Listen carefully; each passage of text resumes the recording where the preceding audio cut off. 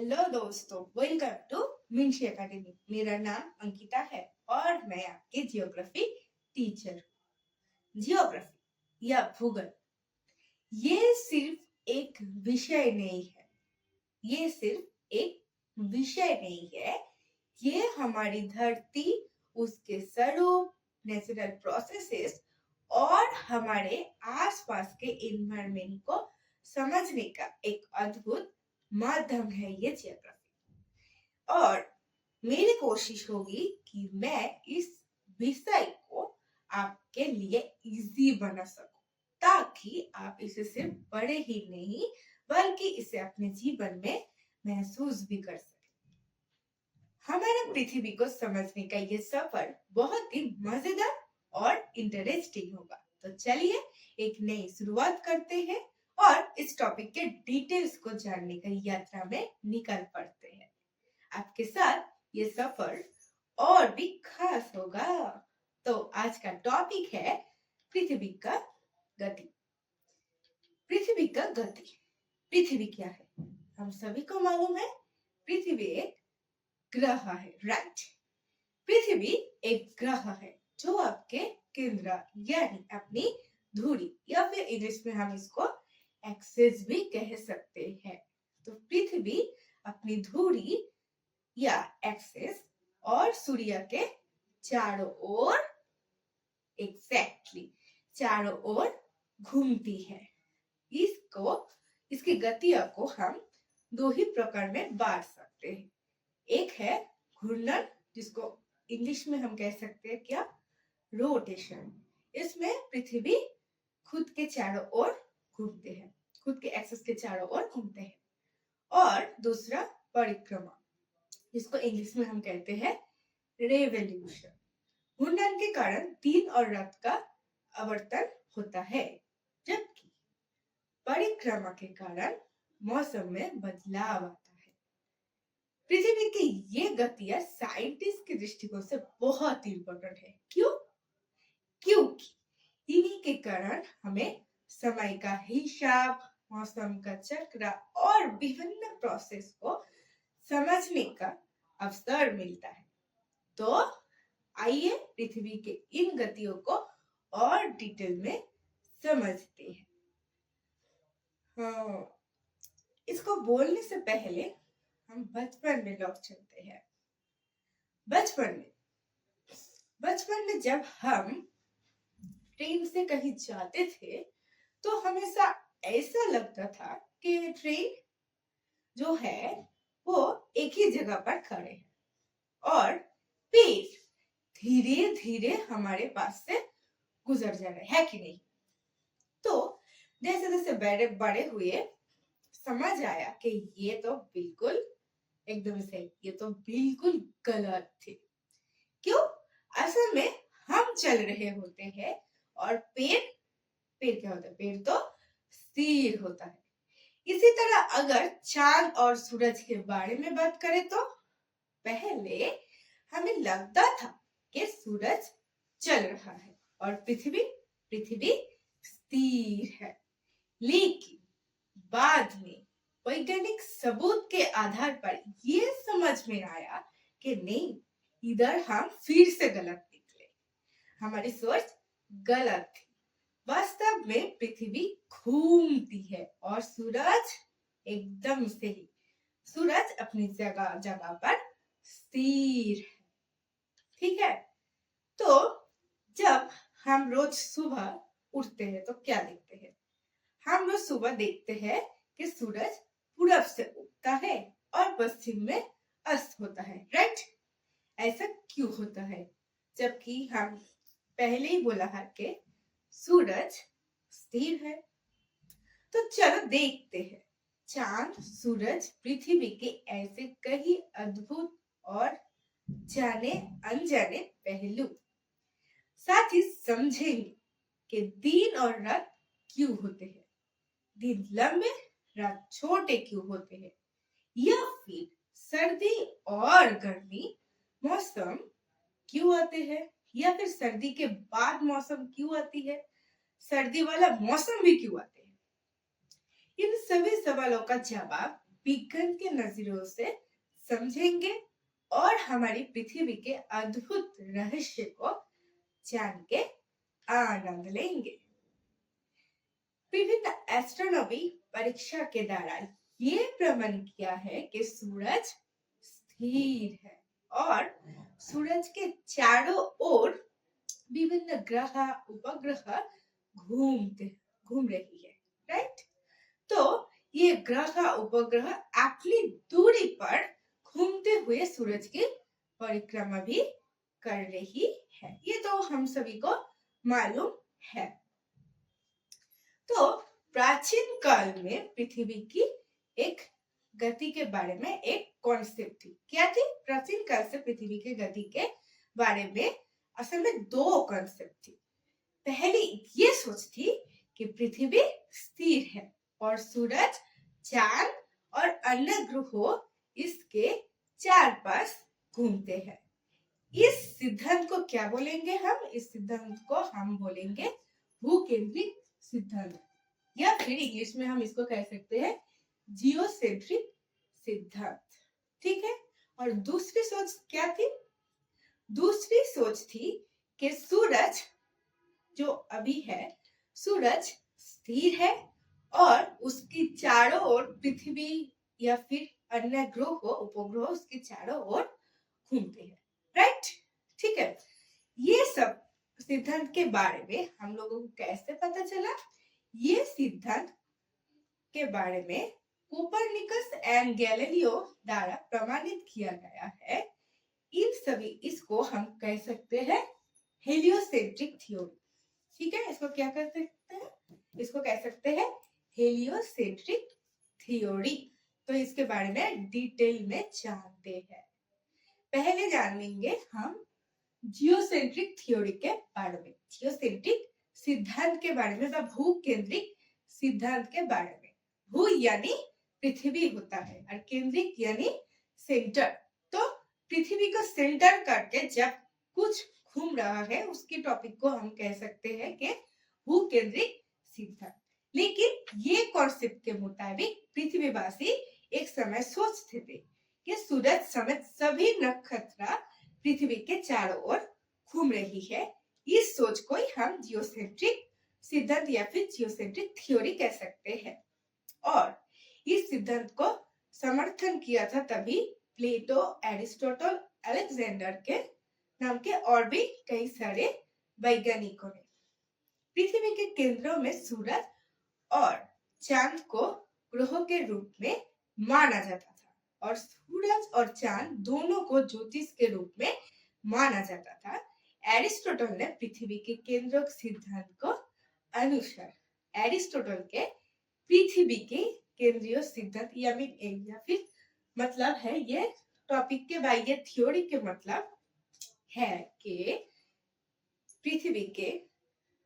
पृथ्वी को घेरे 55 circular orbit में चांद, सूरज और अन्य ग्रह घूम रहे थे।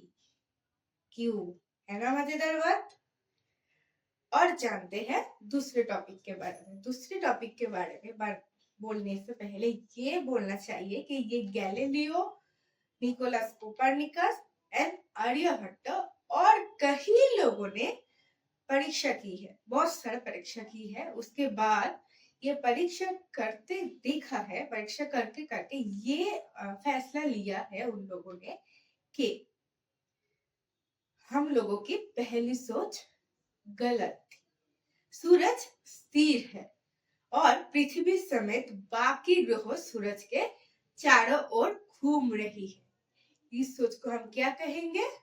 एग्जैक्टली इस सोच को हम कहेंगे हेलियोसेंट्रिक थ्योरी। इस सोच को हम कहेंगे हेलियोसेंट्रिक थ्योरी।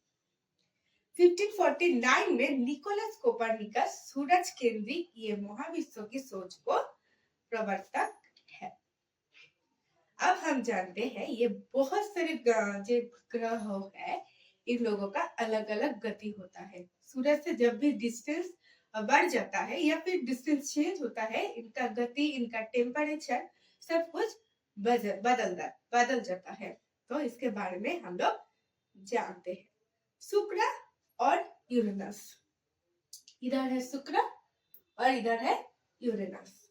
ये दोनों ग्रहों को छोड़कर, इसको और इसको छोड़कर सभी कुलीन और वामन ग्रहों एक ही अक्ष है और उसके कक्ष तल एक साथ 90 डिग्री एंगल पर होते हैं। आप देख सकते हो इधर ऑलमोस्ट 90 डिग्री है सभी का, ऑलमोस्ट 90 डिग्री है सिवाय यूरेनस और वेनस को छोड़कर, राइट। तो ऑलमोस्ट ये सब 90 डिग्री एंगल में खुद के चारों ओर घूमती है।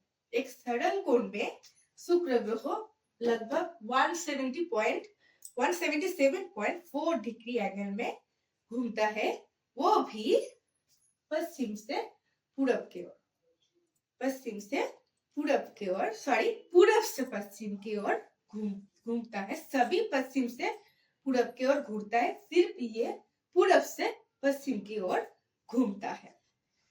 पृथ्वी के अनुसार, पृथ्वी के टाइम के अनुसार बोलना ठीक होगा कि पृथ्वी के टाइम के अनुसार शुक्र ग्रह का एक दिन, मतलब ये खुद को एक बार घूमकर आ जाएगा। इसमें टाइम कितना लगता है पता है? इसको टाइम लगता है 243 days according to earth time, ठीक है। और एक साल यानी ये शुक्र ग्रह सूरज को एक बार घूमकर आएगा, पूरा एक राउंड लगा के आएगा। इसमें टाइम जाता है उसको 225 दिन, बहुत टाइम लगता है इसको। नहीं, सूरज के चारों ओर घूमने में इसको कम समय लगता है पृथ्वी के कंपैरिजन में, लेकिन खुद के चारों ओर घूमने में इसको बहुत टाइम लगता है। कितना टाइम? ना 243 डेज टाइम लगता है। प्राय ऑलमोस्ट 90 डिग्री एंगल पर ये यूरेनस ग्रह है, लेकिन इसका रोटेशन नॉर्थ टू साउथ है, नॉर्थ टू साउथ रोटेट करता है। ये ऐसे घूमता है।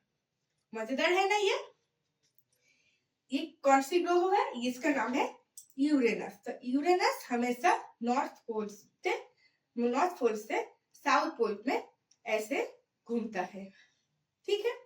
तो अगला ग्रहों के बारे में जानते हैं। और मंगल ग्रह अर्थ और मार्स को अपने चारों ओर घूमने में लगभग एक ही समय टाइम लगता है। कुलीन ग्रहों में शुक्र ग्रह सबसे ज्यादा टाइम लेता है खुद के चारों ओर घूमने में। कितना टाइम लगता है? 243 डेज, राइट। और सबसे कम समय ले लेता है ये जुपिटर, जिसको हिंदी में हम कह सकते हैं बृहस्पति। ये जुपिटर टाइम लेता है 9 आवर एंड 50 मिनट, 9 घंटे 50 मिनट टाइम लेता है सिर्फ अपने चारों ओर घूमने में। तो ये भी कह सकते हैं ये जुपिटर और सैटर्न खुद के चारों ओर घूमने में बहुत कम समय लेते हैं। ये कितना टाइम लेता है? 9 आवर 55 मिनट और सैटर्न लेता है 10 आवर 33 मिनट। ये दोनों सबसे तेज है, इनके चारों ओर घूमने का स्पीड सबसे तेज होता है। सूर्य से दूरी बढ़ने के साथ साथ ग्रहों के सूर्य के चारों ओर घूमने का गति कम होता है। मतलब जितना दूर डिस्टेंस बढ़ता है उसका गति उतना कम हो जाता है, लेकिन ये जुपिटर और सैटर्न को छोड़कर, ठीक है। सूर्य के जितने दूर जाते हैं ग्रहों के टेम्परेचर उतने कम होते हैं। सूर्य के सबसे करीब रहती है ये मर्क्यूरी, लेकिन सबसे हॉटेस्ट ग्रह या फिर हॉटेस्ट प्लैनेट है ये वेनस, ठीक है। तो चलो अगले टॉपिक के बारे में जानते हैं। चलिए पहले जानते हैं ये 8 ग्रह अपने चारों ओर घूमने में कितने समय लेते हैं। पहले आता है मर्क्यूरी, इसको हम बुध ग्रह कहते हैं।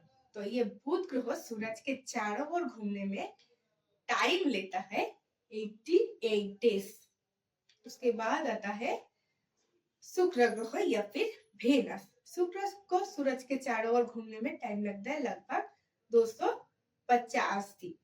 और उसके बाद आता है हमारी प्लेनेट, हमारी फेवरेट प्लेनेट, हमारी प्यारी प्लेनेट अर्थ। अर्थ को सूरज के चारों ओर घूमने में कितना टाइम लगता है हम सभी को मालूम है, 365 दिन, ये तो सभी को मालूम था।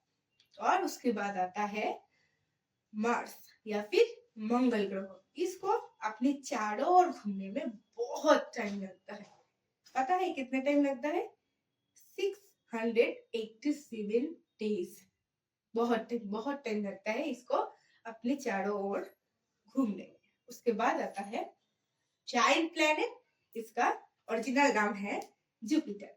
जुपिटर को सूरज के चारों ओर घूमने में टाइम लगता है 4332 डेज।